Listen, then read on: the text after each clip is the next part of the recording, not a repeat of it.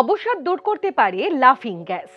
শুনে অবাক হলেন নিশ্চয়ই, কিন্তু এমনই ইঙ্গিত দিচ্ছে সাম্প্রতিক এক গবেষণা। সাধারণত স্কুল লেভেলেই নাইট্রাস অক্সাইডের সঙ্গে পরিচয় হয় ছাত্রছাত্রীদের, যাকে লাফিং গ্যাস বলা হয়। এখনো পর্যন্ত এই গ্যাস মূলত হাসির উদ্রেক ঘটায় বলেই পরিচিত ছিল, কিন্তু নতুন এক গবেষণা জানাচ্ছে শুধু হাসি নয়, অবসাদের গভীরে ডুবে থাকা রোগীদের মন ঠিকও করতে পারে এই গ্যাস।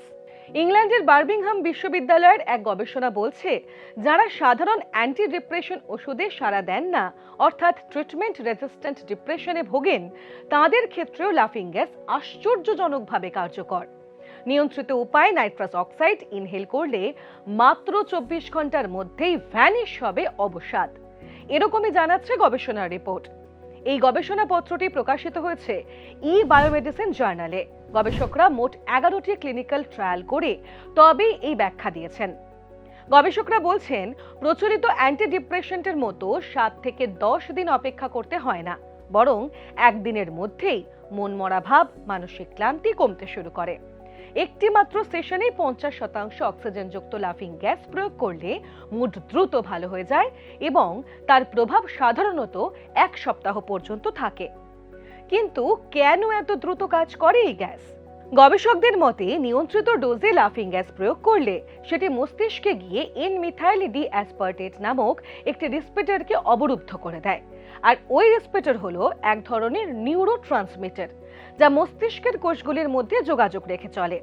বদলে গ্লুটামেট নামক এক ধরনের নিউরোট্রান্সমিটারকে সক্রিয় করে তোলে, যেটি মস্তিষ্কের কোষগুলিকে সতেজ করতে সাহায্য করে।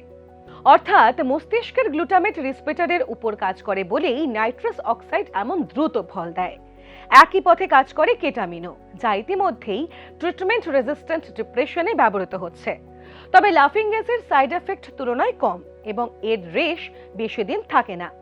তবে বিশেষজ্ঞরা বলছেন, আরও যথাযথ গবেষণা প্রয়োজন। কতগুলি সেশন প্রয়োজন, ডোজের পরিমাণ, এই সব বিষয় নিশ্চিত হতে দরকার আরো বড় আকারের ক্লিনিক্যাল ট্রায়াল। অন্যদিকে ইংল্যান্ডের ন্যাশনাল হেলথ সার্ভিস নাকি ইতিমধ্যেই এই বিষয়ে বৃহত্তর ক্লিনিক্যাল ট্রায়ালের প্রস্তুতি নিচ্ছে। এই গ্যাস ব্যবহারের যেমন সুফল রয়েছে, তেমন কুফলও রয়েছে। বিজ্ঞানীরা বলছেন, লাফিং গ্যাস তুলনামূলকভাবে নিরাপদ হলেও দীর্ঘমেয়াদী ব্যবহারে ভিটামিন B12 এর ঘাটতি বা চিন্তা শক্তি কমার ঝুঁকি থাকতে পারে। অর্থাৎ ডিপ্রেশনের জন্য একদিন হয়তো আর থেরাপির দরকার হবে না। এই গ্যাসই হতে পারে মন খারাপের ওষুধ।